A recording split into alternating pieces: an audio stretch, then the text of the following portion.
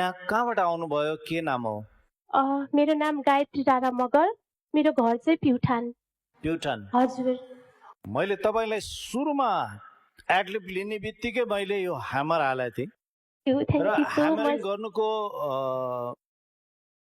पछाडि जुन लजिक थियो त्यो स्क्रिन खोलेपछि चाहिँ छ्याङ्ग भयो कि तपाईको यस्तरी झल्केर आयो नि, त्यो गाउँ ठ्याक्कै प्युठान नै झल्केर आयो कि तपाईको त्यो आवाज आइराख्दाखेरि पारी पाखामा कोही घाँस काटिराखे जस्तो एउटा महसुस भएर मैले यहाँ ह्यामर हानेको थिएँ।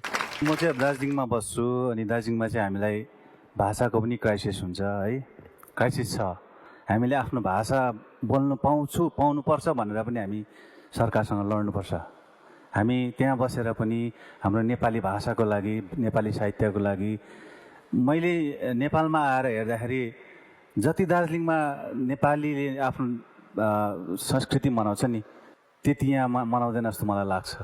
त्यही भएर आज तपाईँले यो ड्रेसमा यो पहिरन लाएर आफ्नो ठेट नेपाली गीत गाउँदै गर्दाखेरि चाहिँ मलाई चाहिँ यहाँनिर छु है, त्यही भएर मैले ह्यामरिङ गरेको। Thank you so much. Thank you.